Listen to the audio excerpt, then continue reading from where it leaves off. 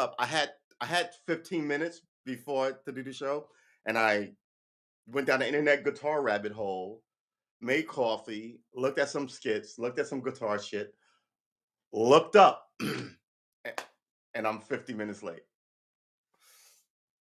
So yeah, I feel bad.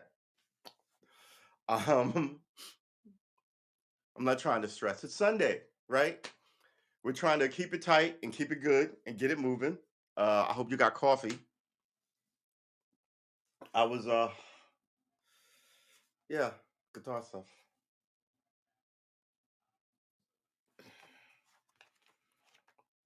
Yep.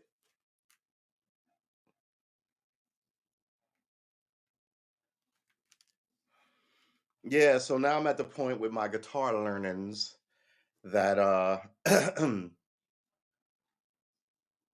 have to really, really, really learn all these scales and all these modes. I just kind of know I'm finally getting to understand what a you know what I'm becoming? I'm becoming a very interested fiddler. I don't know any songs, but I know what a perfect fifth is and a augmented second and a augmented fourth rather and a major second and a sixth and then a third and then a seventh, right? Oh, I'm reading all this stuff. It's all in my head. Uh, nosing around music, looking at music books, seeing what the notes look like. I feel like I am the not laziest. I am the I'm the most fearful person. Why don't I just play something? Um,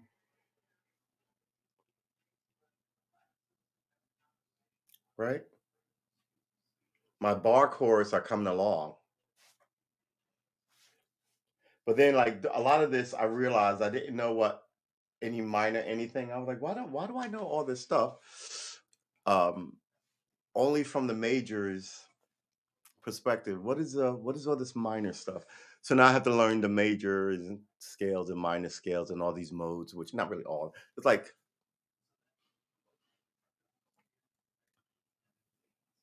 it's not a lot, but it's enough. It's going to keep me busy, likely for the next 6 months, which is awesome. So somewhere around there, I'll get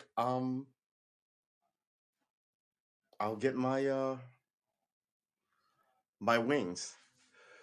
So yeah, man, I'm sorry that I'm late.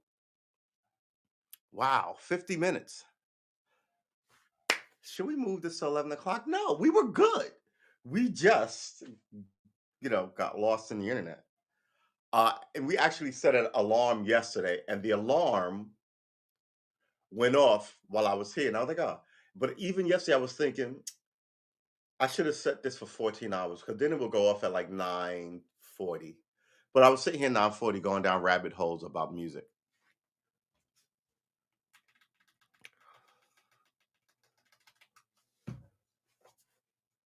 I'm liking this more and more. Uh, what else? So I told you guys that I went out to this place and I forgot my mask and I walked around with a mask without a mask, right? I'm not sick or anything, but I'm monitoring myself. Hold it. Oh, I had to open the window, but I'm monitoring myself. I would even call it taking a risk, right? I was at the point of now of I don't want to say paranoia, but I was so one or 2 days a year you should do something without a mask to make sure that you're not afraid to live in the world. So I put that under that. But mm, coffee. But who we all right, so we are late, but that's fine. It's Sunday. Nobody's stressing. It's the Lord's day, right? Maybe we'll read the Bible on stream, right? I don't think I've ever read it. but I've read like peruse enough of it, but not enough of it to like. If you came up with something, I would likely have read it before growing up, but I couldn't tell you what this passage said about that or quote any passages to you. It's not really what I like about religion. I like the people and the energy of it. I like the morality of it. I like that you can get a lot of people together and be spiritual about it if it's done right. But I don't think it's been done right for a very long time. And this is America, and America had a lot of evil shit going on, all while claiming to be Christian people. So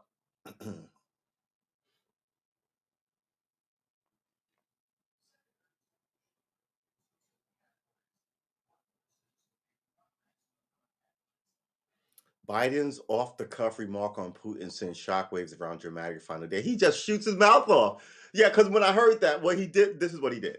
He said Putin is a war criminal, right? Now,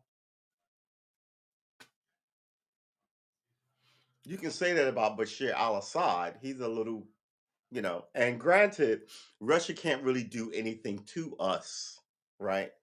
Um, but you don't need the energy. And let's be clear, we said words about the Chinese as we did business with them. So I'm not really. I don't think he's gonna. And they keep talking about nuclear weapons. Like if we don't get the Ukraine, we're gonna. But I said it before, and I'll say it again. That's if you do that, that's the end of them. It's likely the end of the world, but it's definitely the end of the Russians. So talk all that shit you want.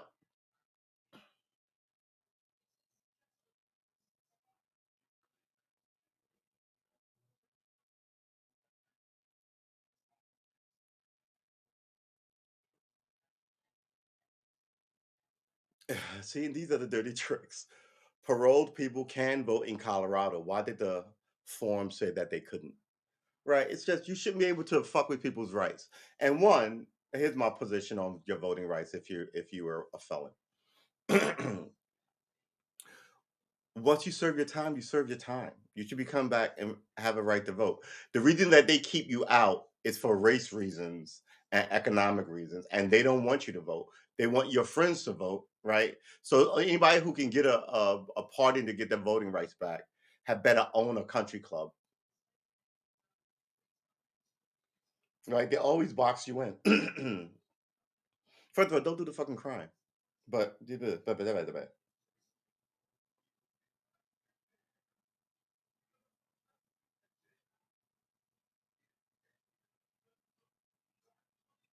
so Taylor Hawkins died.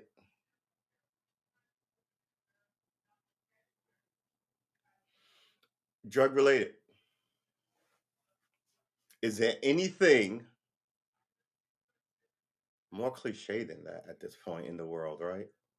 Dying of a drug overdose as a rock star. That's just as cliche as dying of being shot by a fucking like as a rap star, right? It's just, I mean, it's you know what it's like. It's like, hey, ER nurse, good to see you. You know what it's like? It's like in the old days of baseball, nobody wanted to quit chewing tobacco, right? So they had to show you all these guys from the 30s, 40s, and 50s who chewed tobaccos and got throat cancer and tongue cancer and jaw cancer. And now everybody in baseball chews bubblegum. But a lot of people quit because quitting smoking is hard. But and some people are like, I'm all right. And they just slowly, they call it attrition. All the people who are not going to quit smoking will eventually die, right? And all the people coming after them just won't take it up. So you'll have less and less smokers. Um, right? It's sort of how Canada got rid of slavery, right? Canada just said, okay, no more slavery. If you're a slave, you can keep them, and but no more, no new ones. Anybody born of slaves is free people. That's it. So what you eventually had was no new slaves being made, and all the old slaves dying off. And eventually, the last one in the country died. There was no wars. There's no, you know, it's I don't know. Maybe there are hard feelings. I'm not Canadian, but here it was a whole fucking kerfluffle. And here, by here, I mean United States, and by here, I mean this region where I'm sitting talking to you from. And by here, I mean the state where I'm sitting talking to you from. Uh, so yeah, fuck. I mean, why would you mess with drugs as a rock star? You've seen all these guys through the 60s and 70s and 80s come, and then your big break comes, and you don't even. I mean, the first thing I would do is get clean if I was right. Um, I don't know. People are people, right? And it's it's a sickness, they say, right? But sometimes it's everything isn't always the same thing. I mean, yeah, sickness. Oh, okay. Let's check the chat. Most of us would test positive for what showed up in his urine. I say, I say heart attack. The layman doesn't understand. I hate the press for this. Everything they list in his tick screen, I have in mind. Right. Yeah. Well, here's the thing.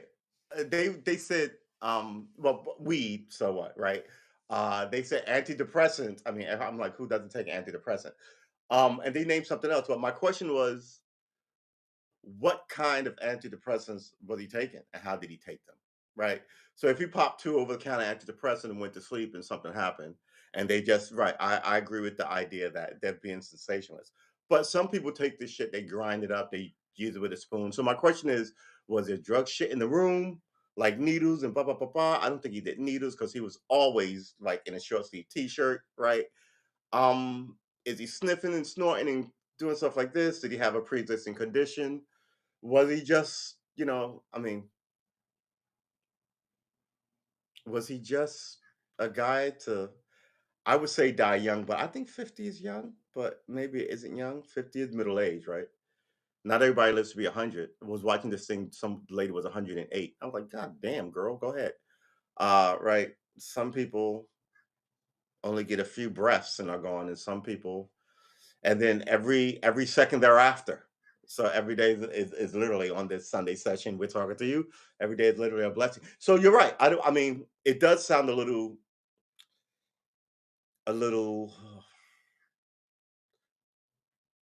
It doesn't sound like they give you enough information on it. I absolutely agree with you there. Uh, but it's so cliche to to be involved with drugs as a rock star. It's like it's cliche to be involved with violence as a rap person. Right? It's cliche. It's as cliche as cowboy songs and the singer of a cowboy song wearing a cowboy hat. Even though the new generation generally wear trucker caps and sneakers versus cowboy hats and cowboy boots, right? But it's the same thing, right? I mean, that's why there's a genre. There's things that go with it, like leather jackets and spiked hair goes with several uh, groups of music, right? From punk rock to that Prince slicked hair purple outfit kind of thing. So everybody's got their own groove. I don't even know what Prince was doing. I know the Minneapolis sound was great, but that look was very uniquely him. But some people tried to duplicate it. You know what? I'm surprised you don't see a lot of. I'm surprised you don't see a lot of Prince imitators. You see Michael Jackson, and you see Elvis, and there's a couple of Dolly Parton ones, right? So every now and then, a celebrity singer has such a unique style that people emulate them. There's Japanese Elvis impersonators. So maybe down the line, people, and he's got a giant catalog, right? Maybe down the line, people will start dressing like Prince. And I would test positive for antidepressant, opioids, and benzo. I've been a fan for decades. I've been a fan for decades. That wasn't him anymore. See, I don't know if you can say that either. I mean, you and I, well, you may know him, but who knows what? Look, some people. I went back and watched some of those videos. Right, some people who are itching for stuff do things. Right, they're always right. That kind of thing. A an interview where he was sort of itchy like that and looking around, kind of like. And I was like, now that I look at it, it's subtle. But now that I look at it, he seemed to be kind of like just a little hyped up, um, and a little just kind of. But I mean, who knows? Here's the thing also. You don't know how healthy people are, what people's diets are. You don't know what pre-existing shit people have. Um, and if it was weed, you don't if it's not your regular guy and you're in a foreign country, you could have any well not weed, but you could have a bad reaction to anything someone gave you overseas. Uh, Prince and Tom Petty, Elvis, Michael Jackson busted up their bodies on stage, jumping around. Yeah, that's when they turned to this shit because of the pain. Right. Prince famously jumped off a 10-foot speaker in high heels, blew his hip out, continued the concert, and that's where he got this constant pain from. Where he took painkillers, and eventually, like the doctor prescribed him some. And I mean, this nurse, anybody else listening, painkillers relax your muscles, and you can relax your muscles so much that your heart muscle just ceases to do anything, or your lungs cease to, you know, uh, rise and fall, right? You sort of sedate yourself into oblivion. And Tom Petty, like Nurse Blondie said in her statement, Prince, Tom Petty, not Elvis. Michael Jackson was a victim of his doctor, right? For pain reasons. Yeah, yeah, and they do it for to control the pain. So, oh, did Tom Petty blow his hip out? What happened to Tom Petty? He wasn't. It was probably something else. Probably wasn't stage performances, but yeah, I mean, Tom Petty into the great wide open. The future was wide open. Yeah, I love Tom Petty. Um, but yeah, after like when Prince died, I was like, that's the third one. Not Prince. After Tom Petty died, I was like, wait, who died first? After it was Prince. First it was Michael Jackson. Then it was I want to say Tom Petty, then Prince. But I think there were four of them. And I was like, what the fuck is hell is going on? And people are just prescribe anything because they love you, right? Or they want to say, "Oh yeah, my client, Michael Jackson. Oh yeah, the singer. Yeah, he's my client. I'm his person." And then all these people want to be your client, and then before you know it, you kill them. So maybe that was it. Uh, my whole thing is, if he's the golden calf, the goose that lays a golden egg or whatever it was, the goose that laid 1,000 eggs, golden eggs, whatever. It's up to you to keep him alive, idiot. Right? You don't kill the goose that lays the golden egg. Somebody goes, man, I need more painkillers. You're supposed to go, no, no, no, no, no, no, no, no, no, no, no more. More will kill you. More will get you addicted. Right? And then he'll be like, oh, well, he'll see other people down the line when you didn't give it to him, and he's fine and healthy and doesn't have an addiction. You'll be that dude's doctor for 40 years. Doc, I'm here with my knee, I got a toe issue. Right here. Yeah. But no, let me just get you strung out and you just keep writing me checks. And then you got to explain to the federal authority, the medical people or whatever, why would you just write in prescriptions? Because the first thing they're going to do is look up all that shit. And then you're like, his leg hurt. Yeah, but you gave him 300 pills in a month. And you did that every month for like 20 years or whatever the case may be. 5 years, 3 years. Right? Don't kill the golden calf. Don't be greedy. Don't be sinister. I mean, the idea of how much joy those three people brought to people. I'm not a huge fan of Elvis, but I know a lot about Elvis because, he was ginormous when I was a kid, right? And if you love him, I've learned enough from people talking shit about rap music that I don't hate on people's music. I mean, I get it, but knock yourselves out, right? So if you love him, God bless you. I like rap music. We're talking about Tom Petty. I love. What would you even call that? Back then when it was new, it was rock music, right? And now it's on adult contemporary because it's older than 15, 20 years, right? So whatever that rock music esque is, I think I generally like top 40 pop music. Because all that stuff I hear in the car radio, and I think that's generally top 40 pop music through the course of my life. So he may be other things, but the songs I know him for probably broke through whatever genre he was on, the Tom Petty recording charts, like the country music charts. I don't listen to that. But every now and then a song will wander into the pop charts and I'll know it. Like Billy Ray Cyrus, right? That achy breaky song. Because it just kind of broke through. But I couldn't tell you another song he wrote. But I could tell you several songs Tom Petty wrote, right? That's just the way it is. Yeah, because people are fucking ridiculous. Have you not met your fellow American? They're absolutely comically retarded sometimes. My favorite is people getting arrested on flights where you have to turn the plane around and let what oh, that's gonna cost you. That is going to why would you? Right? People do stuff and you're just kind of like, and I get it. Sometimes people can't go and they snap and they freak out. I've seen people do that. And sometimes you can get their attention and talk them off that emotional ledge, right? You don't have to like not everybody needs to be arrested, but some people can be talked down, right? You're gonna kill me. No, no, no, no, nobody's gonna kill you. Or whatever the psycho case may be. Maybe not people. I don't want to say psycho, but I've had to deal with people who were, you know, uh, but like it's like here's an example. Children are very emotional creatures. So like if you get a strange child who's lost and hysterical as a cop, you have to first sort of calm them off that ledge to get information. And that's what I mean. And that's everybody. Adults have a different tolerance for that. But it still happens to adults, is all I'm saying. The whole world is retarded. Sister, you are not fucking around. I mean, it's always something. Since this pandemic, I was like, it just keeps getting worse, right? Like the first year, I was like, this is gonna last 3 to 5 years. I can't. And they were like, ah, no, this is gonna be over next summer. And I was just kind of like, oh. And that first year, a lot of people started, you notice how bad the year was because people you like started dying, and you're like, ah, man. And then, the following year was worse. I could probably look up some stuff. And now this is the beginning of the third year, and there's a freaking invasion that's on TV.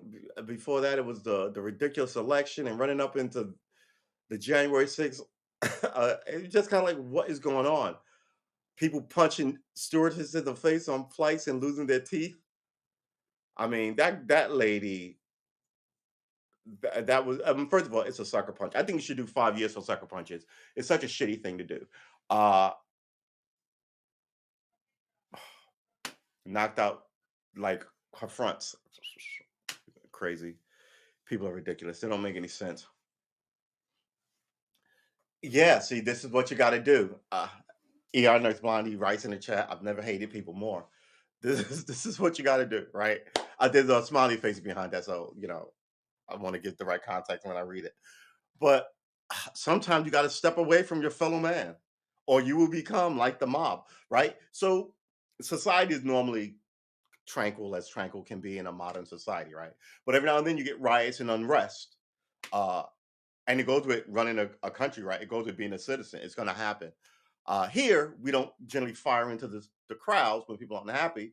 People protest, they write their signs, they get interviewed, they go fuck yourself, then they put all that stuff on their social media, and this, that, and they all go home. And then the people afterwards come up with the excuse to why that protest was, but nothing really ever changes, right? People have been essentially protesting honestly since the 60s. It lulled in the I want to say the 80s and 90s when they told everybody greed is good in the 90s and made the place worse. But then it kicked up precipitously in the 2000s, right? At about 2000,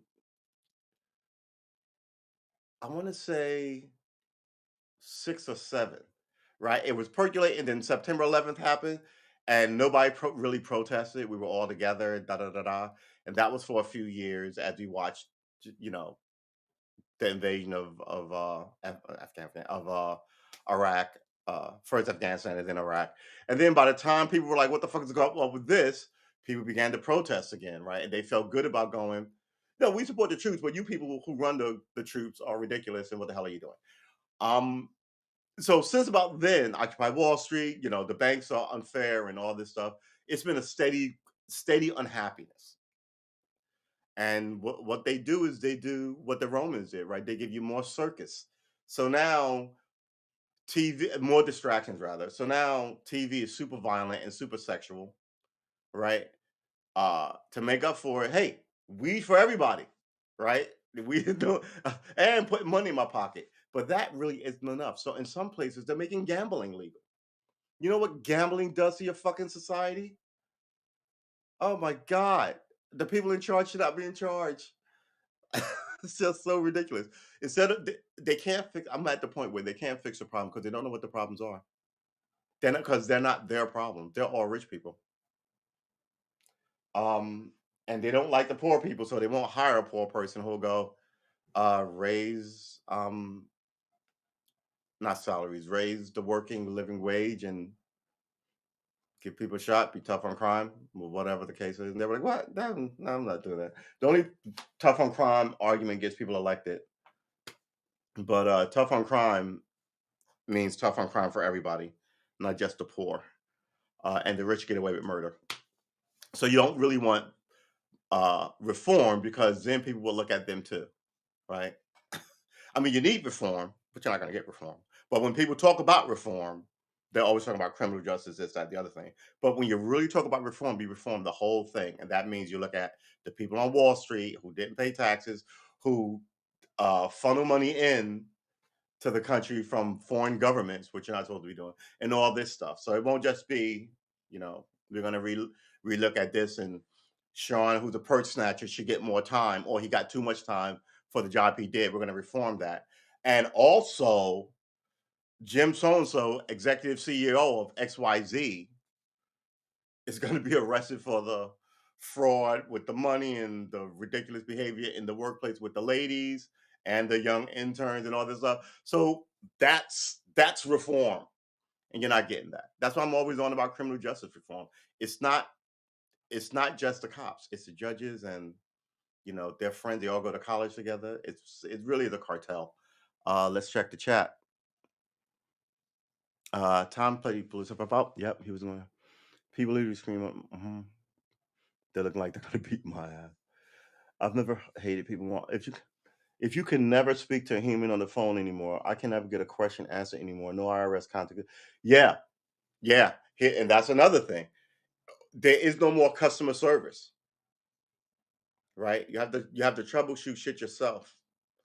So they have so many people that they can ignore you. You drown in the sea of and if they were addressing it, you're one drowning in a sea of complaints about something that you need fixed.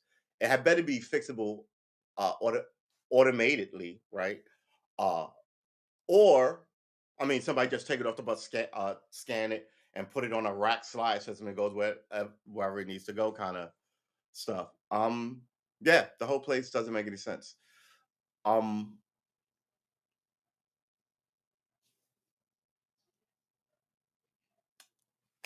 Customer service is a dead fish.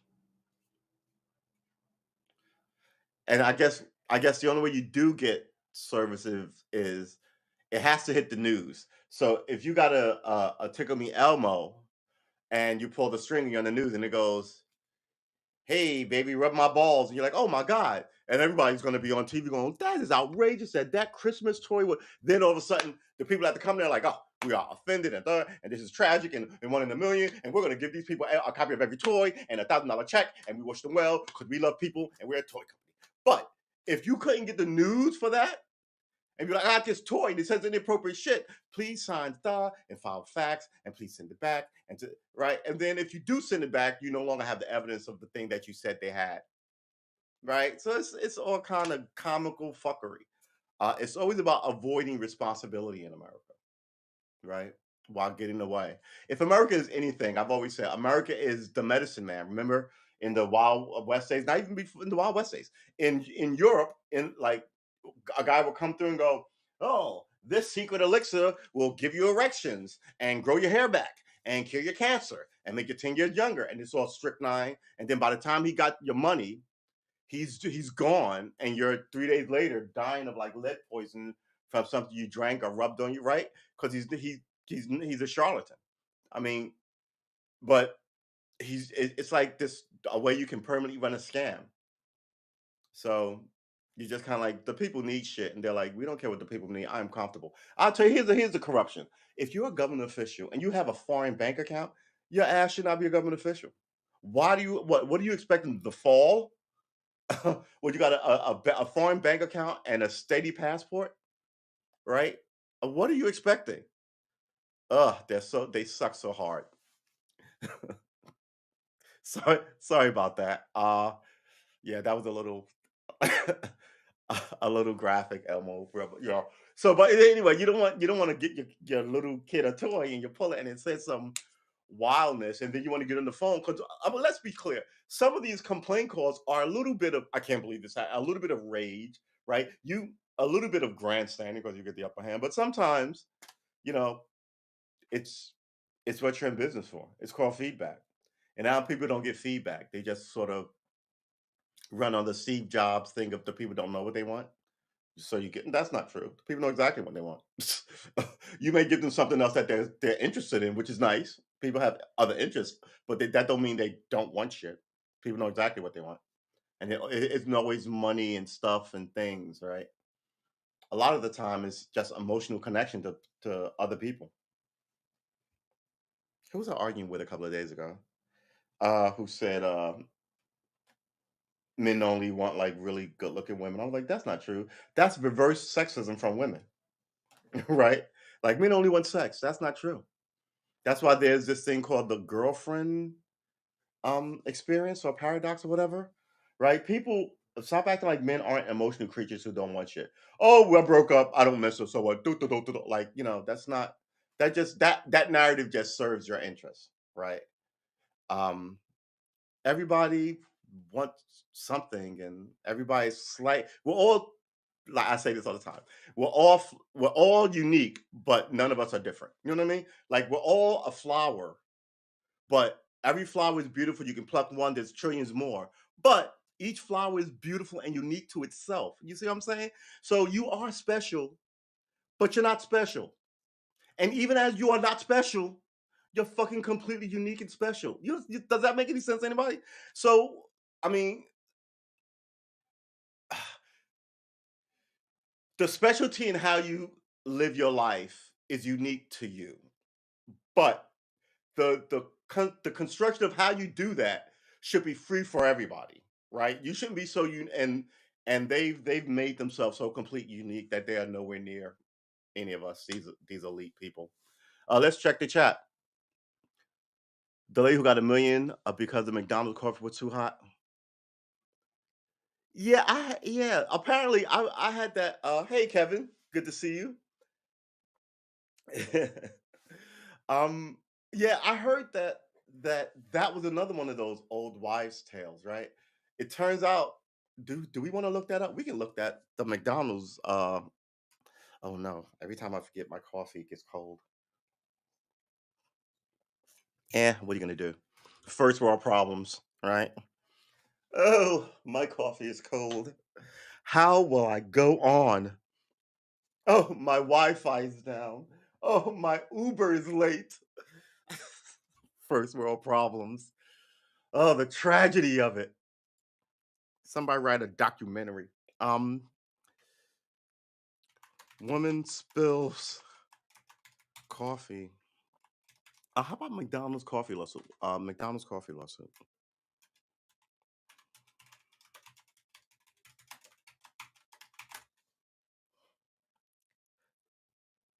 The McDonald's hot coffee case. McDonald's coffee case facts. The truth behind the infamous McDonald's coffee case. What a lot of people get wrong about the infamous 1994 coffee case. What really happened behind? Yeah, because afterwards, it came out and it was like they painted her as a greedy old lady, and it turns out, uh, and she had really bad burns in her crotch and all this stuff, right? I mean, she needed like grafting in this, right? So I mean, 10 years after, this is the stuff that comes out. How people, woman burned by McDonald's hot coffee, the misunderstood McDonald's hot coffee lawsuit.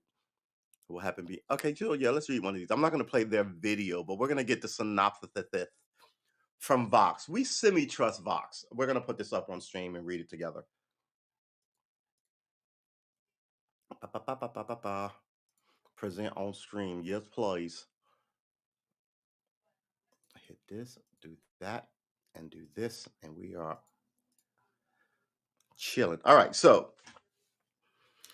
What a lot of people get wrong about the infamous 1994 McDonald's hot coffee lawsuit. Adam Ruins Everything explains that the case wasn't about greed, but about working class women forcing a big company to make its product safer. So let's go over here. Actually, let's make this bigger because my eyes ain't what they used to be. Uh, Wait, did I miss something? Yeah, no, I didn't. It's treated as a classic example of judicial overreach and greed. A woman space driving her car while holding McDonald's coffee between her legs spilled some of the coffee on herself, inflicting with some minor burns. She sues McDonald's as if she shouldn't have known that coffee is hot and driving with it in your hands or legs is dangerous. And then she ultimately wins millions of dollars from the fast food chain, becoming rich due to a dumb mistake that was all her fault. Right? Good lord, why is this thing not doing what I wanted to do? There you go. Actually, why don't we just make this larger? Uh, Becoming rich because of a dumb mistake. Only this is all wrong. Good lord. In a segment on Adam Ruins Everything, host Adam Conover explains basically everything people think about the McDonald's hot coffee lawsuit is false. He walked through some of the actual details. So good, look, excellent. They got like 5 bullet points. We're not going to read all of it. We're going to get the fat bullet points of what's going on here. Yeah, I know, right? There's better shit to put between your legs than coffee. I eat McDonald's French fries out of a bag. I have to eat them out my coffee. Yeah, because but if I have like I like French fries. If I get a big bag of if I go to like why am I telling you this? If I go to Five Guys because they give you giant amount of fries, I will put the bag in the passenger seat and strap the bag in so when I'm driving it, the bag doesn't shift and I just kind of and then I'm driving with one hand because my hands are salty and greasy. Yeah, but if I get one, I just yeah, but nothing liquidy and hot. That's what cup holders are for. So let's check out these the fat bullet points of this. Stella Liebeck was a 79-year-old woman in Albuquerque, New Mexico, whose grandson drove her to McDonald's in 1992 when she was parked in a when she was parked in a parked car. Wait, what? When she was good lord. Excuse the reading. I went to New York City Public High School. She was parked in a car when the coffee spilled. Liebeck acknowledged that the spill was her fault. What she took issue with was that the coffee was so ridiculously hot at a temperature of 190 degrees Fahrenheit, near boiling point, that it caused third-degree burns on her legs and genitals, nearly killing her and requiring extensive surgery to treat. Right. So, because of this, McDonald's changed those cups that they use and the lids that they use on them. And they also lowered the temperature down from fucking lava molten hot to tea temperature. Like, what is how hot does your coffee have to be, right? And they tell you even when you make tea, once it's off the boil, give it like 30 seconds so you don't scald the tea if you're a fancy, delicate debutante like myself, and you have to have your tea. I'll say, in a certain way. I dare say. All right, so it looks like the thing was about why is this so super hot in this flimsy freaking cup? Yeah, I shouldn't have had it in my. And you almost killed my grandma. By the way, you almost murdered me. What is it? I'm 80. You know what I mean. So when I heard all this all those years ago, I was like, huh. You can't trust the media. Fake news, right? 190 degrees Fahrenheit, near boiling point, that it caused third-degree burns on her legs and genitals, nearly killing her and requiring extensive surgery. McDonald apparently knew that this was unsafe. In the decades before Liebeck spill, McDonald's had received 700 reports of people burning themselves. McDonald's admitted that its coffee was a hazard at such high temperatures, but it continued to practice. And wow, they admitted it was bad, but they didn't change the practice. But it continued to practice enforced by official McDonald policy of heating up its coffee to near boiling point. McDonald's claimed customers wanted their coffee hot.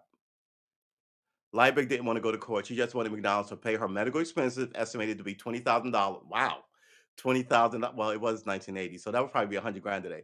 Estimated at $20,000 because she probably didn't have 100 grand to spend on medical shit, which is still the problem. $20,000. McDonald's only offered 800. So it's like if your medical bills is $100,000, McDonald's goes, we will give you $1,500 and a coupon. Good for forever? No, no, no, no, no. Don't be greedy. Good for 3 weeks. Get it. You know what I'm saying? So, um, Liebert didn't want to go to court. She wanted her medical bills paid, which was estimated at $20,000. McDonald only offered 800, leading her to file a lawsuit in 1994. After hearing the evidence, the jury concluded that McDonald's handling of his coffee was so irresponsible that Liebeck should get more than the 20 grand, suggesting she got nearly suggested this. She get nearly 2.9 million to send the company a message. Liebeck settled for less, $600,000. Much better than $800. And McDonald began changes. So they were like, "Oh, you won." And the first thing McDonald said was, "Okay, we're gonna appeal this 2.6 million verdict." And then they went to them, right? And then how about we just settle this, right? Because it's still a settlement. We're not gonna give you 200 million. We'll keep you in court forever, blah blah blah. But let's just put this over with. We'll change our fucking policy. We were absolutely stupid about it and wrong. And here's money from us giant $1 trillion company. Right? And that's essentially what happened. The jury was like, "What the fuck is wrong with you people? Here, you get $2.5 million." Oh, okay, all right. We'll.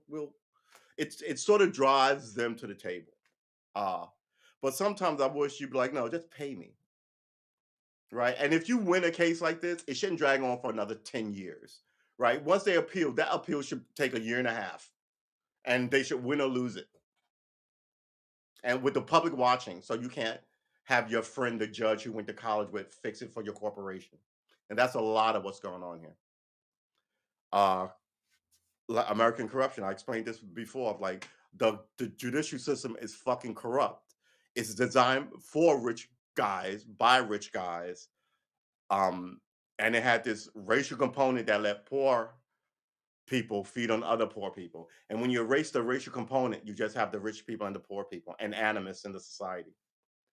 So yeah, because now a lot of people who were not actionable to some of the things that they did are now actionable like everybody should be.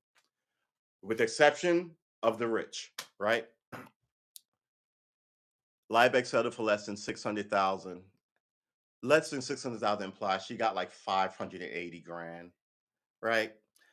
Sending the message somewhere around there, 550, either 550 to about 599.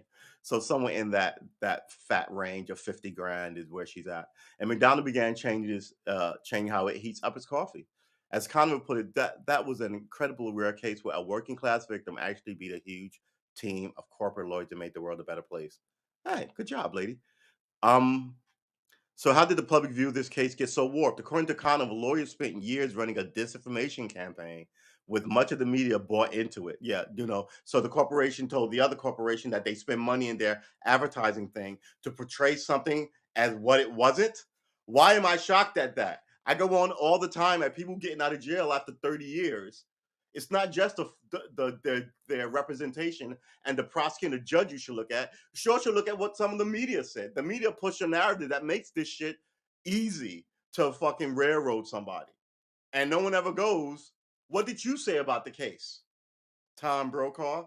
And if you follow Black history like I'll follow Black history, I don't expect you to. You can see when the civil rights movement was young and new, and those who were around, what they said about it. It's all on video. It's all archived. So now they'll say one thing. It's like what they said about Al Sharpton in the 80s. They all had he's a con man and a grifter. Oh, look, he hangs out with these people and those people, right? And now all of a sudden they all love Al Sharpton. Why is that? Right? So wait till Al Sharpton dies. They're all going to show up at his funeral. Me and Al Sharpton were the best of friends. I'm just going to be looking at all this old footage in the 70s, 80s of what you said about him when he was running around Brooklyn. That Italian guy stabbed him in Borough Park. No, in Bensonhurst. Right? I was like, "Oh, this guy might be real." Wrong answer. So yeah. So how did the public view of this case get so warped? The media. Yeah, the last several decades, large corporations afraid of being sued for making unsafe products created front groups like Citizens Against Lawsuits Abuse to turn up public opinion against lawsuits. This is the evil shit that America needs to fix. Running disinformation campaigns in your honest judicial system where lying isn't allowed. It's just ridiculous. Um, University of Washington Professor Michael McCann told Connor, uh, the best social science evidence that shows that the number of person injury lawsuit in recent decades has declined, and the median payout is only 55 grand. So they dropped it. So they've made the public hate the public and less sympathetic to you. So now I think everybody's lazy who shows up in court. I think everybody's guilty who shows up in court. Why do you think America is a good place? Especially its history. America should be a good place, but just because you claim it to be doesn't mean it is. You, a citizen, bear some responsibility. I bear some responsibility. I try to be a decent person, right? But nobody's saying be a pussy, excuse my language. Nobody's saying take the bullshit. Nobody's saying you know what I'm saying? I tell you a story about what I'm talking about. I used to help people out. I don't do that anymore because I'll be and I got a really good lecture about this from my sister. Um, People show up and blame you, right? And I did it before I was a policeman. I did it while I was a policeman, and I did it for a time after. And now I'm at the point where I'm like, I'm not helping anybody. What is the point, right? If the society had us 50-50, I would get it. But now at this point, I'm an anomaly. If 80% of the men would help their fellow neighbor out, help a woman in distress, but right, I'd be one of. But now I'm an anomaly. I'm exposed, right? I'm essentially a unicorn, and somebody wants to hunt unicorns. I'm it, right? Put me on a plaque and stick me on the wall. And other people who have the same energy of wanting to be decent, I guess you call it. Not saying I'm the greatest person or anything, just not, who will hold the door for you, those kind of things. They'll see the last guy who was like that get his head taken off, her head taken off, and go, yeah, I'm not fucking doing that. And it took me long enough to just be like, at this point, I'm not even calling the cops for you. So you killed something in the society, right? I may still think, oh, that's horrible, that's tragic. Somebody should have did something. But I should have been one of the people who should have did something. And 10 years ago, I was one of the people who would have done something. But I would do it alone. If something bad happens, a whole bunch of men around with more people should say something. I was standing there by myself on a fucking city street, and all these men were just watching it go down. Wasn't even you know what I mean? But luckily, I'm handy and I'm quick and I can handle myself. Yeah, so I want my daughter and my women to be able to walk around safe environment. And if I'm not around, I want somebody else to, you know, not I don't want to say look out for them, but a moral citizen to at least alert the guard or hey, just to kind of like it's just called being a good neighbor. Right? I'm sure those people want the same thing, but now everybody's like, not my business, right? And God forbid it goes bad, then that's what you get for getting involved in something that's not your fault. But then you go, okay, you're right. That's what I get for being involved. And then you hear somebody kidnapped, everybody saw it, nobody saw it, and then the woman whose daughter or son or whatever it was wants help from the community. No, you set up the community to say fuck everybody in this community, right? This is that. This is that. Uh let's check the chat. Yeah, if I'm about getting serious points across. I have missed your powerful energy. Thank you, Michael. It's good to see you in the chat. How are you? I hope you're good. I hope your weekend is rocking out, Michael. Uh, I have missed your powerful. Thank you. Yeah, I'm done too. Fucking sick of so sick of fucking call me done. I'm done to slow death like haps.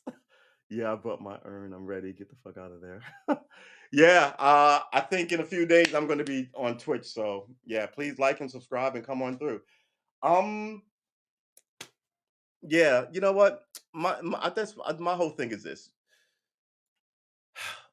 Charity begins at home, right? So be good to your family, but home is also your neighborhood. Be at least try and get along. I'm not saying you get along with everybody, but try and get along with both your neighbors on both sides of you, right? If you have neighbors on both sides of you.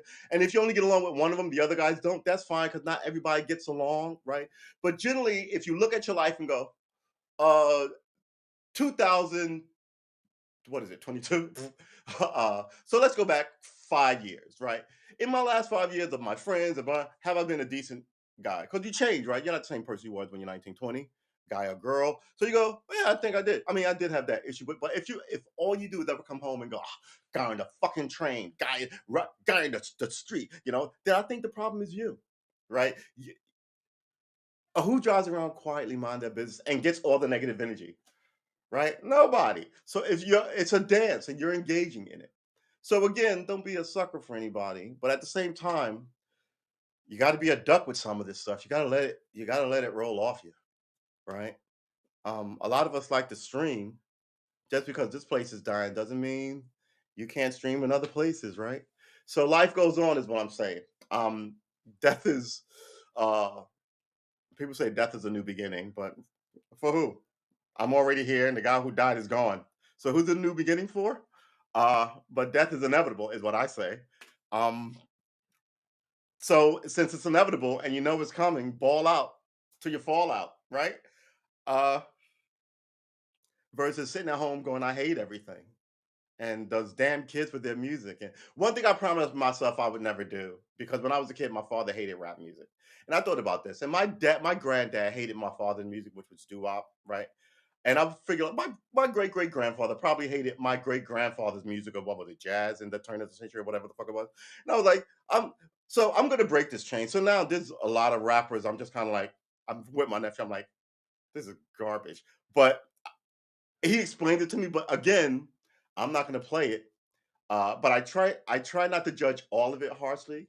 So there's some of it I like. As I get older, there's less and less of the category of the some of it that I like. But still, right? You hold on to youth, right? You hold on to the energy of it, because the magic of youth is promise of tomorrow, right? And if you're not careful, you will age. And the thing about aging, if you're not careful, is only looking back to yesterday, which can blind you from shit. I watch a lot of music videos online, and I see a lot of young kids, 19, 20, playing like music, like the Sticks and the Stones and the Birds. I'm like, why aren't you playing your own? One, a lot of bands. There aren't really a lot of bands.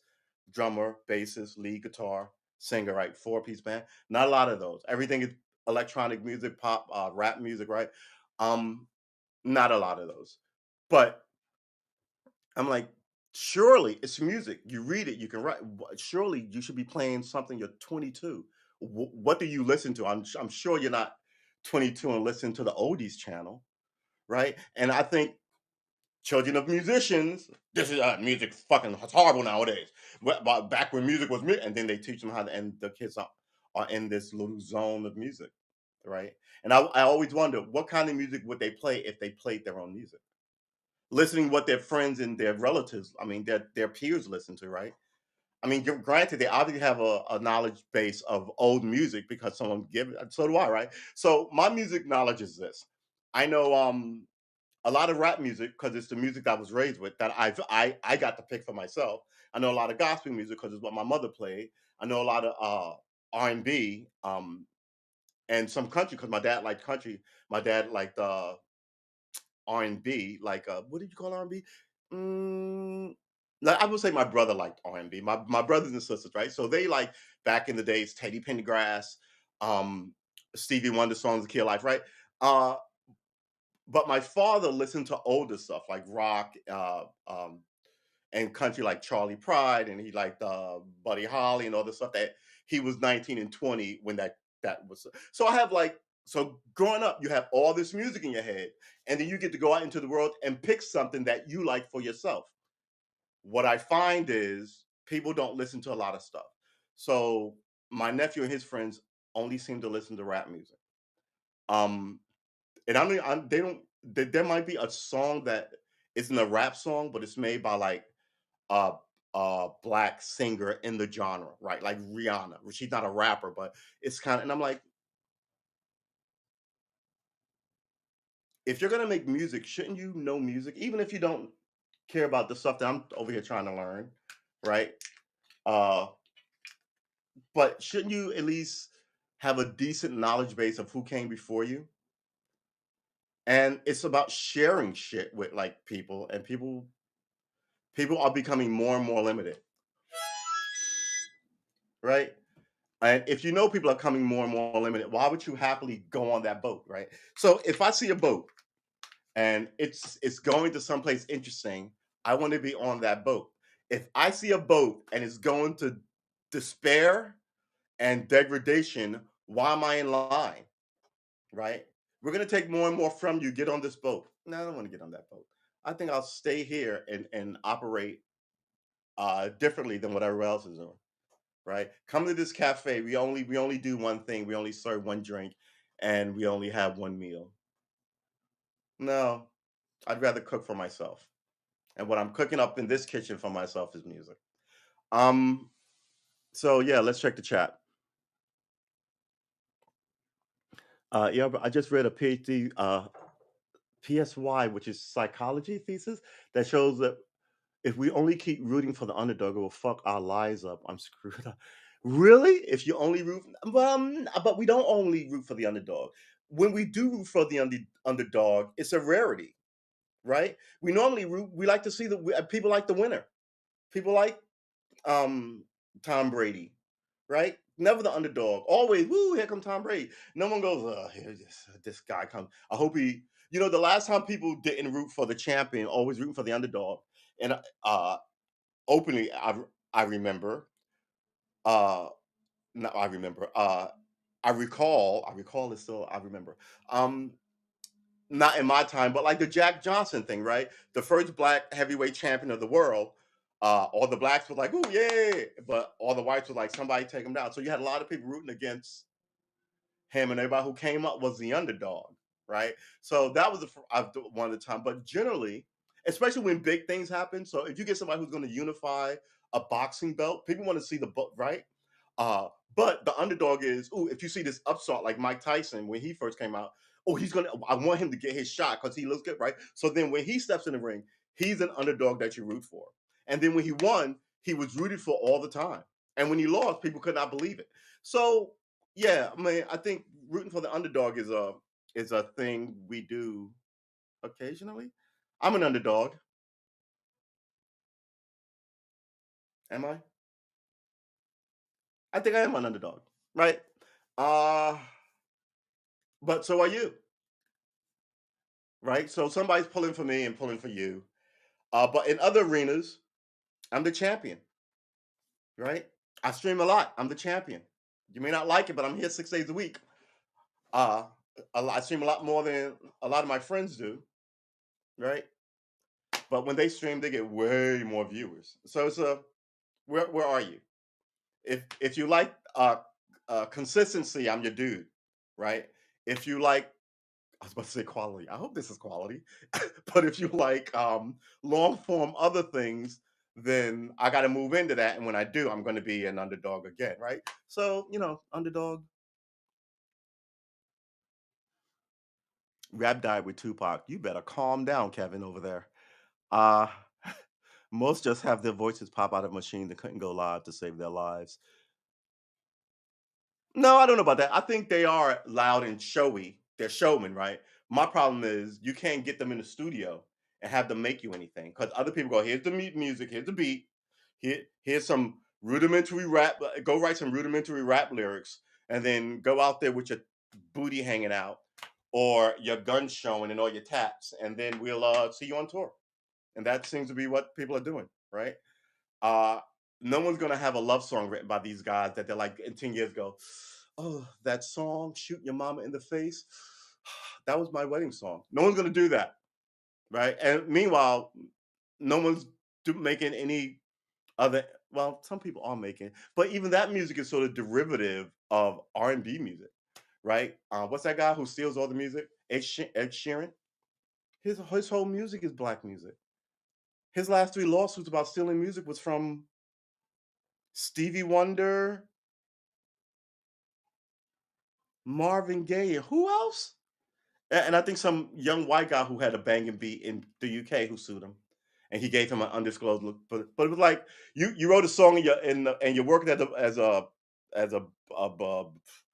you make music on the side. You work as a people making coffee, and then you sue this guy, and he settles with you. He gives you a writing credit, and don't tell how much I gave you. And some people say it was like $15 million instantly made because he stole from you.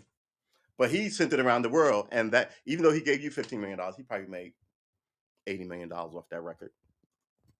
70 cents a play, and people buying it all this time. They're not going to withdraw it because it's stolen. So yeah, Ed Sheeran is running around here essentially remixing beats unofficially. Like the new remix, I love. Like remix is a thing black dudes came up with, right? With rap music, and then they came up with like stealing, not stealing, but like taking the beat. What up, William? Taking the beat, right? And sampling it. There's this new thing with Elton John and Dua Lipa. That song is brilliant, right? And it's all samples of his old songs slowed up and sped up with a new singer on it. That song is yes, that song and it shows his skill at making a song that you like, right? But it also shows their skill at like mixing it. But all those songs instantly took me back. My favorite Elton John song is "I'm Still Standing," right? I love songs, but I also love battle hymn songs like Eminem's "Lose Yourself." Sometimes I just feel like quitting. I still might. Why do I put up this fight? Right? All the right. So battle songs of I can get out of this funk and go forward. I love those songs. Um, it's all over TikTok. Is it really? Maybe I should get on TikTok. How long is TikTok? Huh. But TikTok made Little Nas X rich, right? His story is he was sitting on his sister's couch. I love that story. I don't like the guy, but I love that story. It's like Rihanna. I love her voice. I don't like the person, but I love her voice. Um, so yeah, let's check it out. A young black guy in the UK named Jamal was a music mogul and discovered Ed. Really? Yeah, there's video of him like 12. There's this thing in the music thing where you can get some of these guys young and put them out there. So one of the young ones was Justin Bieber, right? Justin Bieber was one of the young upstarts that didn't come from Disney, right? He came from Canada and YouTube. He was one of the first YouTube singer buskers to get famous, and since then, I think the last one has been Shawn Mendes and the Latin lady, right? And there's a new one who's in the West Side Story. She was a YouTube singer. So yeah, there's just a new route. Now you don't have to wait in a nightclub and be poured at by some bullshit guy who tells you I can get you a meeting with so and so. Right? You just put yourself on music, and some people go, "Oh, I like that lady singing that song. That's oh my god, she's great." And then people will generally come back regularly if they like you enough, and before you know it, they'll buy your songs, right? And then someone will come by and go, "He sold." Like in the old days, rappers used to make this stuff and sell it out their car trunk. And one guy sold 1 million records out his car trunk, right? That's the lore, but a lot of this was like ways to hide drug money. Oh look, we have a business and we're just everything's just a loss, right? You're funding it with drug cash. It's how Death Row Records got funded, right? Um, Bad Boy Records, I don't think got funded with drug money. Allegedly, I don't need to be sued by like freaking retired drug dealers. Alleged retired drug dealers, excuse me. I don't want to call anybody a piece of shit drug dealer from California. And I'm not saying it was NWA. Allegedly. Y'all need to stop. All right, so oh, you love TikTok? What is WizKid? Is that the producer? That's a great name, WizKid. I also love nicknames. Like I grew up, everybody had a nickname in the black community, right? And you can see it with like some of the famous, like BB King and right, um, Sly and the Family Stone, right? So everybody gets a nickname in the black community. He's a singer producer, and he produced Cold Heart. That song is great. that song should not only just put him on the map, people should be lining up at his front door to get him to produce something. And that's generally what happens, right? The hot beat maker, people just that's what happened with Kanye, right? Kanye did two grooves, and the next thing you knew, he did the whole album for Jay-Z. And after that, Cass was like, that dude is straight fire. And on top of that, he could produce his own shit.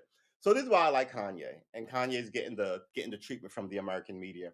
You're allowed to be sad that your relationship is broken up. She is the mother of your kids. Who is this random fucking dude who ran? You know what I mean? You're allowed to be unhappy with it. You're allowed to be unhappy with that. You're allowed to be unhappy with her.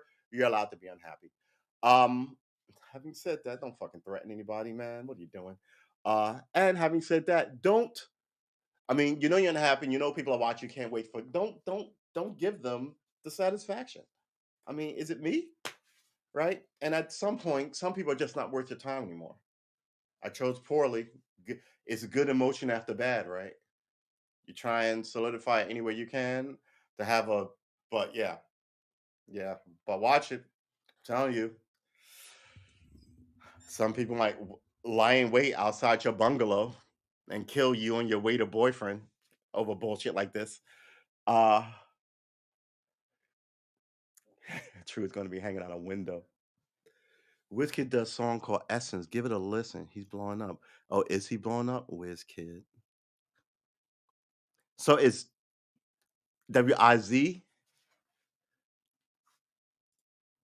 Medium payout is 50 grand. Wow. All right. Let's look at Wizkid.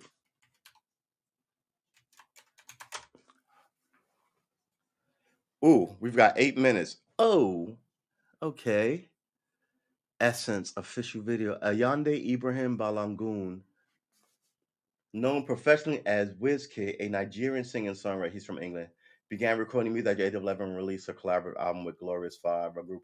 Here's the thing you can tell by, here's a little shorthand you can tell by where black people are from if you meet them. If they give you their name and it's completely African, they're either from Africa, the continent, or they're from England. If they give you a name and it's French sounding, they're either from France or Haiti. And if they give you a name and it's Bob Fitzgerald, they're from America.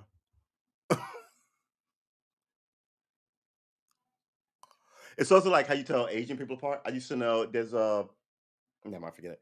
But yeah, like it's how do you not know where people are from, right? Some people are really distinctive. Like American blacks are lighter. Don't tell anybody this. It's all racist shit, but it's true. We're lighter. I wonder why we're lighter. Not all of us, but generally we are.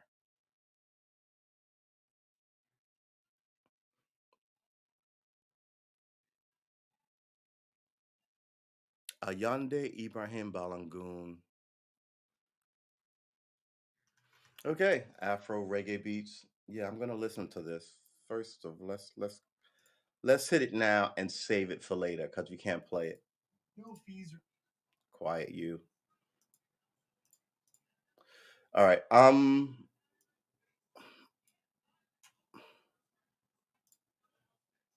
Let's shrink this down. All right. All right. So we'll put that there and let the commercial run silently in the background. Mm, mm, mm. Let's check the chat. Who's Tim featuring Tim? Yeah. Mm, mm, mm.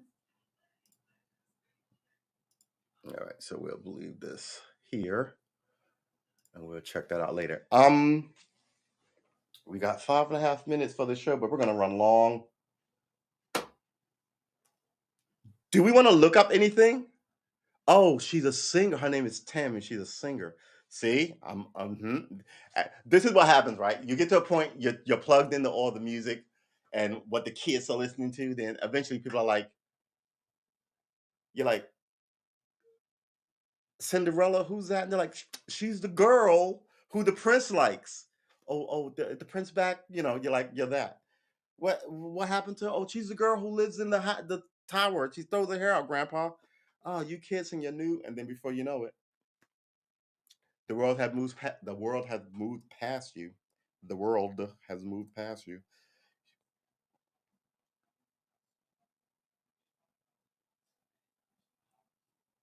Questions abound as Trump raises and hoards huge sums. It's always negative when you talk about Trump. Um, yeah, Trump is raising money. Here's my thing. I support Trump in the fact that you should not be able to silence an American president with your website. I think it's bullshit.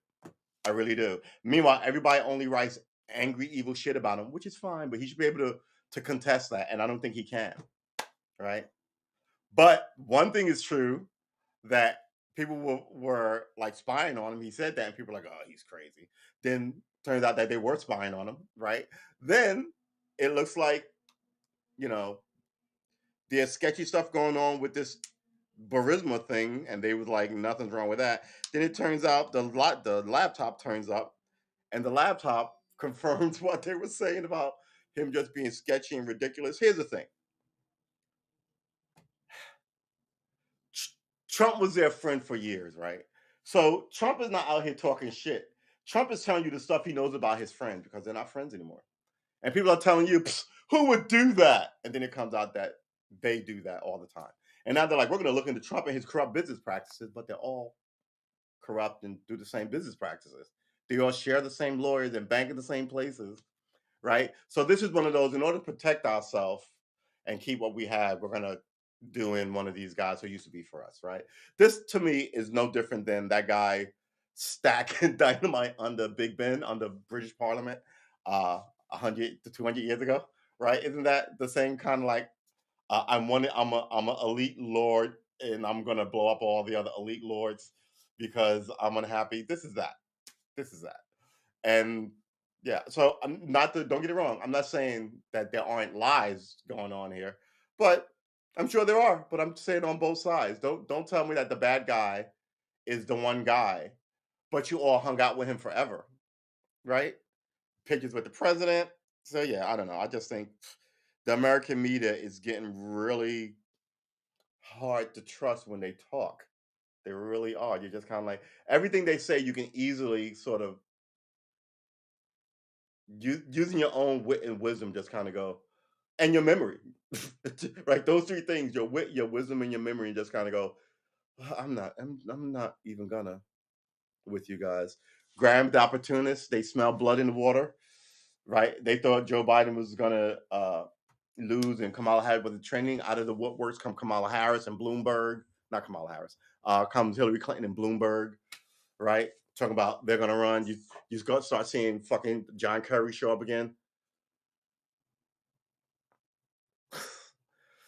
America.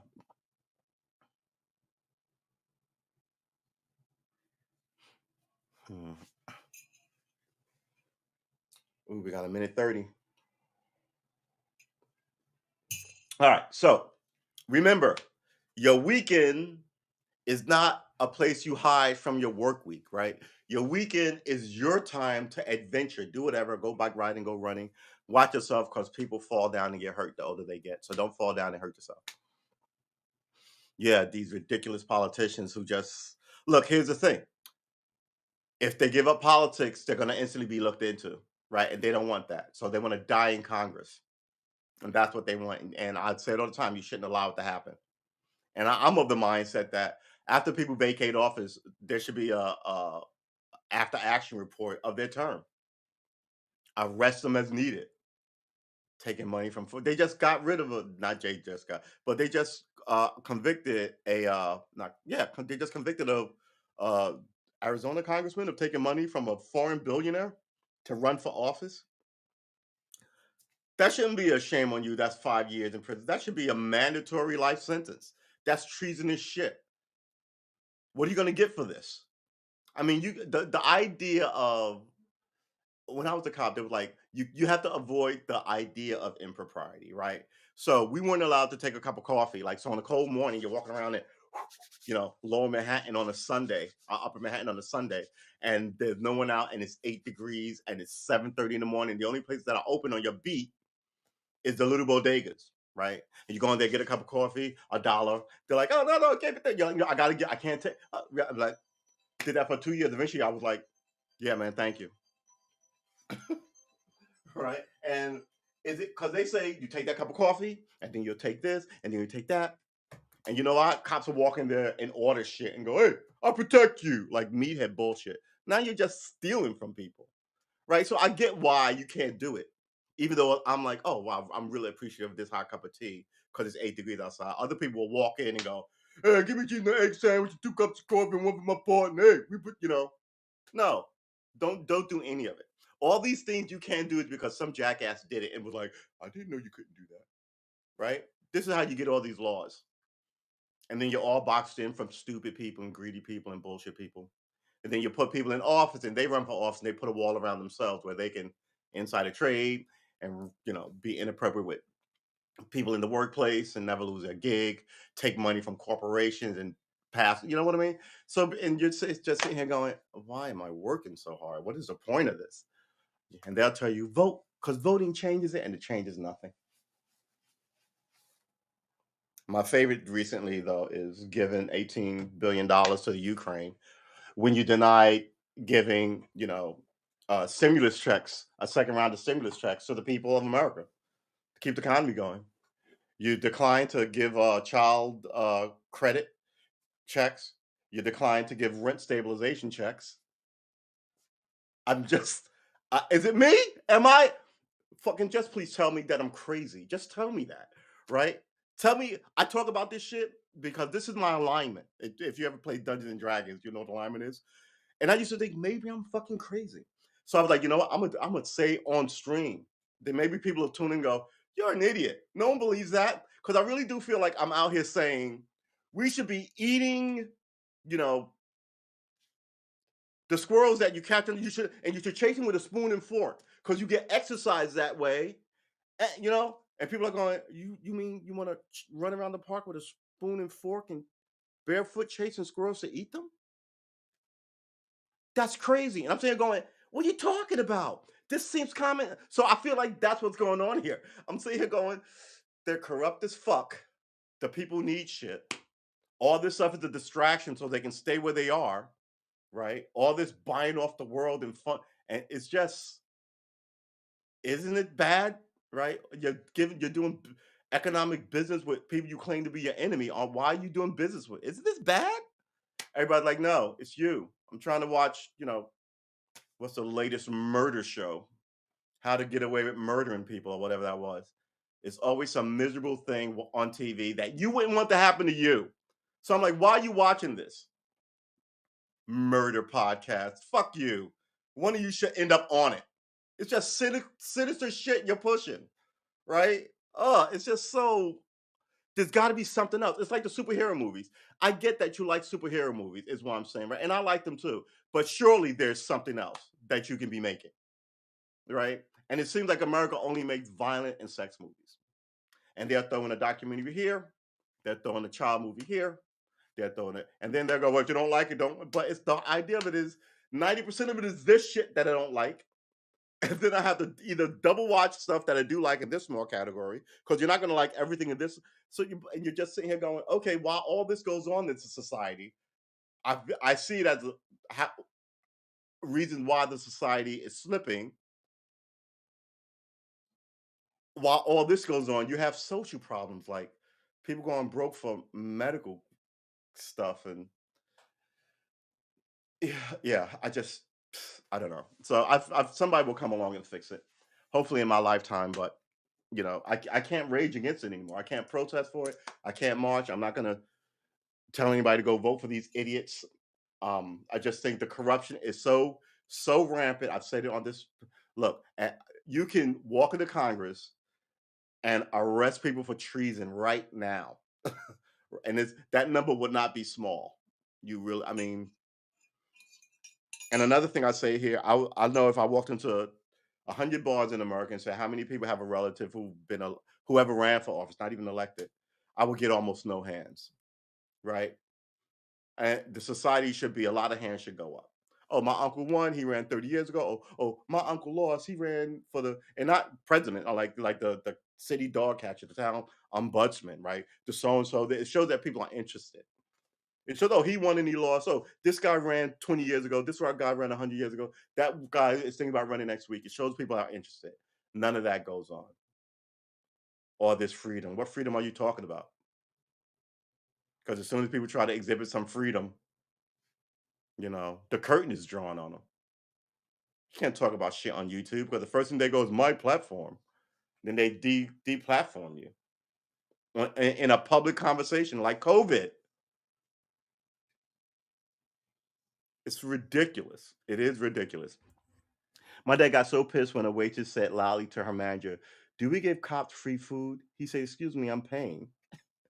Yeah, nobody gets free food. This is America. Do we give cops free? You know who gets free food? The children and the most indigent of us. Because that's good and that's charity. And hopefully you can get them up on solid footing to run that life like you had an opportunity to do.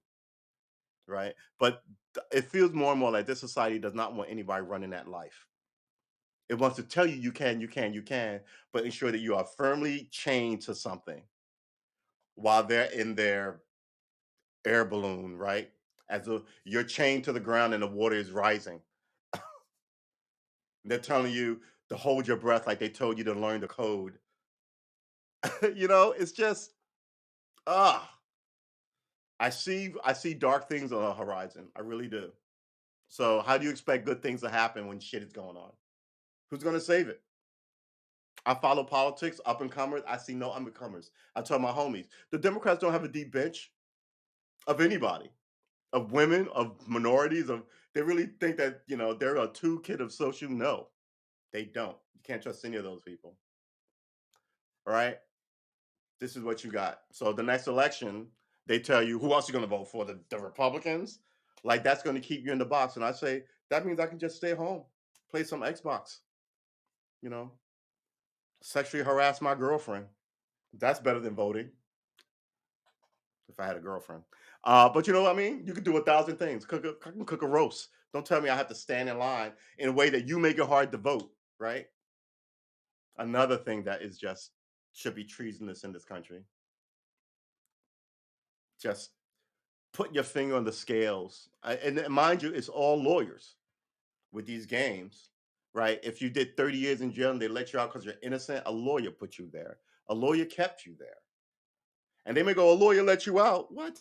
Shut up. That's like the guy who kidnapped you and beat you up and did all this other horrible shit to you, telling you, yeah, but I'll let you go. It's like this society needs to fix itself, but I think it's sliding.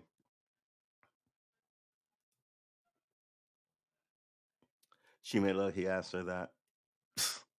Yeah, people are always the victim. Remember that lady in Central Park who was calling because like he was a bird watcher and she was walking her dog in the park off a leash, scaring the birds.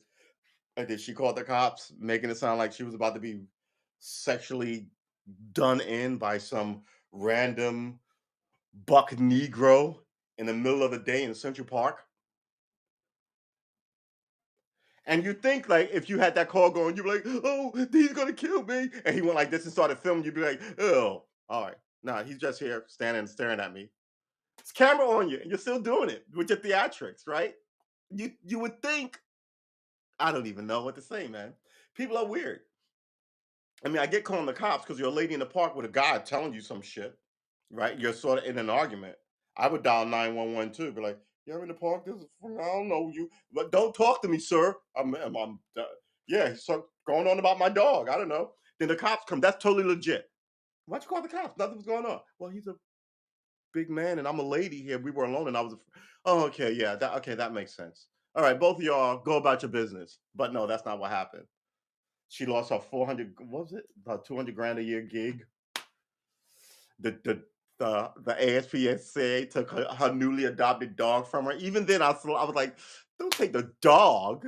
At this point in her life, when she lost her job and her boyfriend's going to lose her apartment and be known openly as like this racially problematic woman, she needs something, and a dog would be a good thing. And they essentially let her keep the dog, but she did lose all that other shit. Yeah, But here's the thing: it's not just Karen's white Karen, right? But there's some Kendras. I don't want to call them Keishas because my sister was named Keisha, but there's some of those too. It's this energy that I've noticed before, and now it has a name, but it's been around forever, right? The women who put up those statues after the war to tell people that the law it's not a lost cause, and you should. They were Karens, right? Women who know that men will listen to them and men should listen. But look, how can I say this? The first voice you hear is the voice of a woman, right? You hear it in utero. It's deprogrammed with in the back of your head. I'll tell you a story. We have a wedding's coming up. I call my older sister. I'm like, all right, yeah. So I'm gonna get a collared shirt, and like sports jacket, wear a nice pair of blue jeans and sneakers.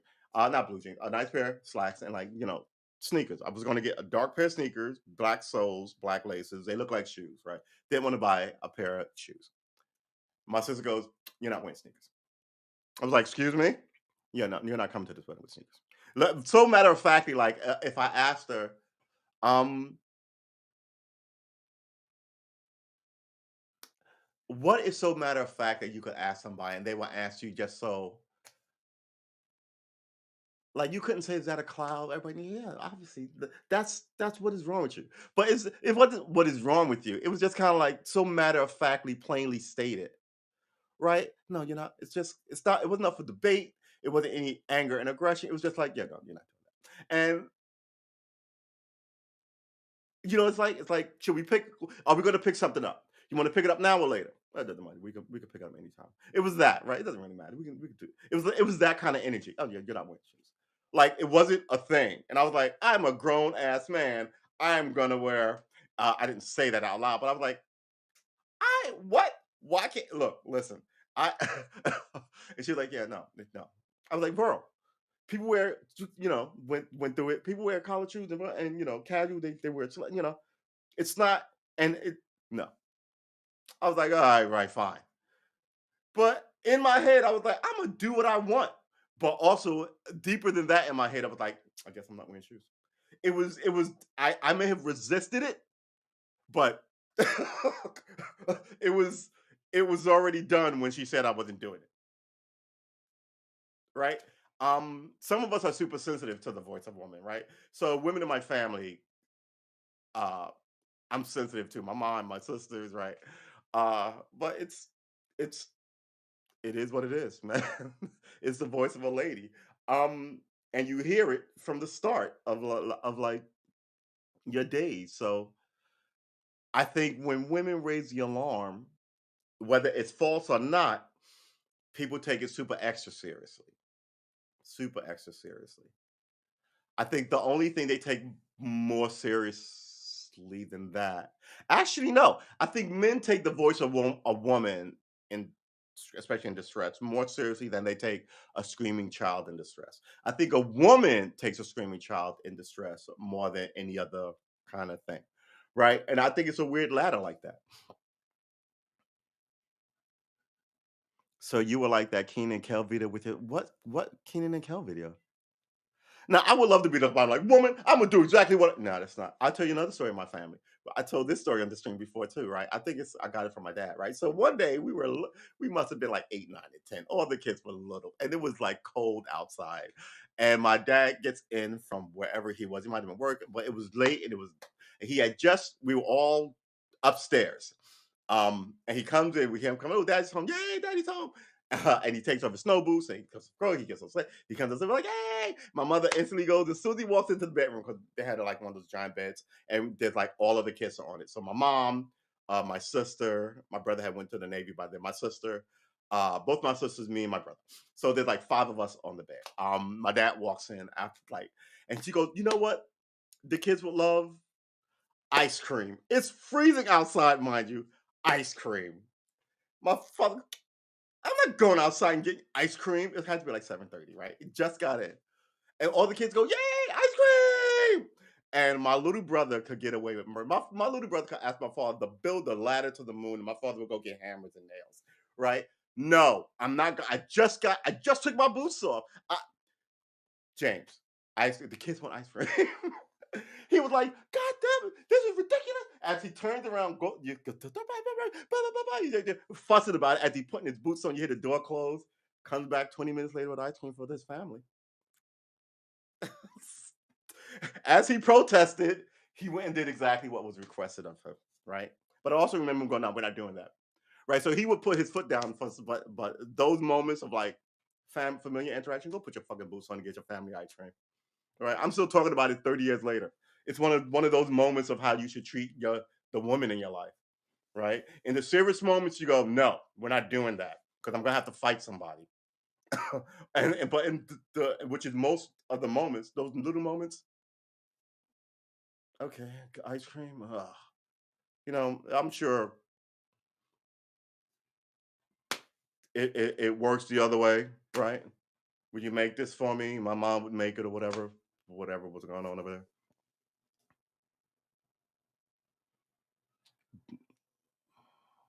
They were talking about they were wise and said, I said, bitch, I'm not wearing shoes to the wedding.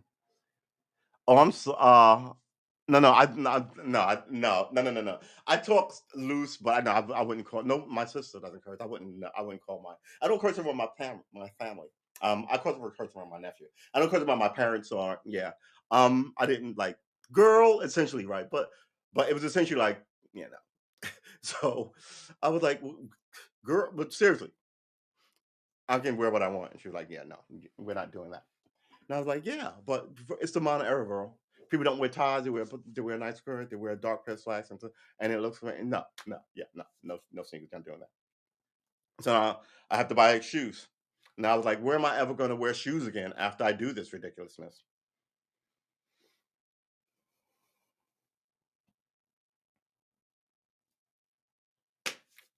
Sweating. I was like, maybe I'll buy a suit. When am I going to wear a suit again? I live in a beach community. I don't have to go to court. If I started a business, I don't need a suit. I'm starting it. If I went and got a job, they wouldn't hire me. I only got one suit. You see what I'm saying? So I don't even know what to tell you. Let's check the chat. No, I didn't say it out loud. I was just kind of like, um, yeah, I didn't say it out loud. Yeah, no, I don't. I'm just kind of like when I say that, it's a sort of slang, sort of like interjection of "girl, you crazy, right?" Like, "bitch, get the fuck out of here." I just cursed, but it's just sort of a loose tongue, kind of flip it. But yeah, no, I don't curse around the women in my family. I don't drink around. Well, that's not true. I do drink around them, but I hadn't for a while up until I was like freaking 40. Um, yeah. All right. So, do we have anything else? No one cares what happens, well, what anyone wears in Cali, and I love it. Yeah, I get styles changing, but I have seen some funerals where people showed up in you know baseball caps and like football jerseys, super baggy, saggy pants, and open tongue Timberland shit. And I was just kind of like, you could have at least tried. She was your grandmother. You know what I mean? Iron the shirt, but then you don't want to be judgmental. But essentially, you're judging because people judge. Judgy McJudgy. Uh, that's why I'm gonna have a nude wedding when I get married to my polyamorous lovers, my fiance and my fiance. Everyone's gonna be naked, but you have to wear a hat because let's face it, hats are important in a wedding. I don't know what that even means.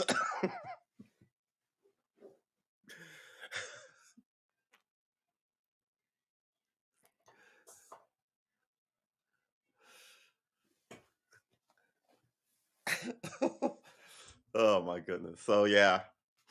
Yeah, like look, are we gonna well we should have kept this rolling.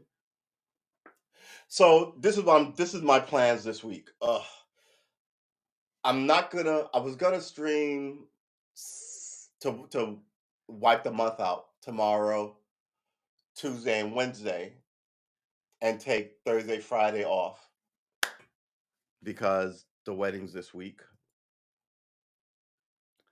and then come back a week from today on Twitch. Same schedule. I hope you follow me over. This was supposed to be done January 1st, but man, this is me. Why is my mic? My mic turns itself down. It doesn't make any sense. I'm wondering why. The mic is turning itself down and I don't like it. And it's been doing it a couple times. I wonder if it's the new update. It's got to be the new update. So now I got to keep an eye on the mic. First of all, it's hard enough to forget to turn the damn thing on. I got to monitor the. Yeah, this is it. This was absolutely a ball. Thank you for coming through, Nurse Blondie.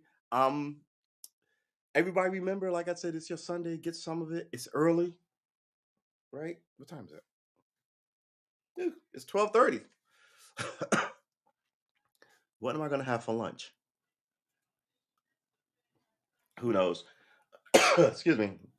I'm gonna apologize to everyone for being late by 15 minutes because, like I said, I was here, but then I was doing something. I looked up and bam, gone. In an era of legalized everything, remember everything is legal. That doesn't mean everything is good for you. You know what I'm saying? Um, your friends are your friends are your friends. And there are people who admire you who aren't your friends, and there are people who have sinister wishes for you. Uh, all of these things aren't just in movies and books and shit, right? And you should approach your life with as much joy in it as possible. But also know that some stuff out here is just straight bullshit and it's aimed at you. And I think that's the new gambling policy. Just because it's legal, is it for you? Take a good look. Um, and then redouble your efforts. You're important. You're important to the environment. More good people in the world than bad people, right? Um, and enjoy your weekend. Try not to exist with all those shitty people at work who just kind of stress you out all day, who don't want good things for you, right? Try and find the people who want good things from them for themselves and their friends, and get some of that energy, and then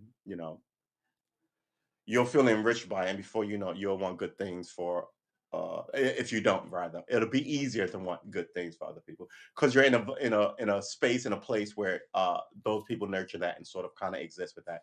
Try and do that, but at the same time be grateful too, because good lord, man, people are so dying of this virus, and life is fleeting, and love is, you know they say it's all around, but it seems hard to come by, and when you catch it, it seems ephemeral and ghost like. So I don't know what to tell you. If you have love, nurture it, nurture your family, take care of them. Um, Make it a point to remind yourself that you love them, right? All this gets all that weight off you in little chunks, and before you know it, you will be washed clean of all the stress of the day, of the weeks, of all this stuff that we just talked about, that the government puts on you, and the politics of it, and social work and friends and neighbors and stuff. Try not to kind of like be that guy I said earlier who's just kind of like hating everybody and wondering why the world sucks. But also don't be that guy who won't engage, and also don't be the bleeding heart who tries to save everything. Just somewhere find a way just to kind of like catch your breath, take a moment, and then re-engage. I think that is how you do it. I don't know how you live your life. I'm pretty sure it's good, but I know everybody gets stressed, and I think people forget to take a breath, take a little time off, an hour or two, a week or two, maybe 6 months. I don't know, whatever your tolerance is, and then re-engage. And I've got, Lord, I think it's been about a year for me, um, and we'll see. So thank everyone for showing up. That's my rah rah speech for Sunday session. Your soul is now good for 2 weeks. You can almost anything. Um, and come back, and I will see you tomorrow. We're gonna be here Monday, Tuesday, Wednesday, and we're not gonna be here Thursday, Friday, Saturday, and we'll be back Sunday next week, week from today. Thank you, everyone. Thank you, Nurse Blondie. You are friggin' awesome. William, thank you for coming through. Uh, I'm about to call you Vasquez.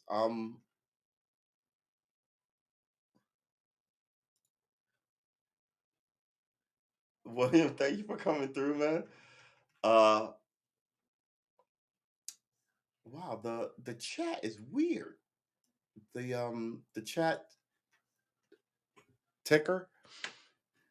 Was Vasquez, thank you for coming by. Uh, everybody, thank you for coming by. That's it for us. We are officially out. Please like and subscribe. Tip your waitress. Tip your waiter. I guess I'm your waitress. Tip your waitress, and I will see you in the next one. Tip your waiter. Uh, you are valuable to this whole setup. Do not think you're not. I will see you.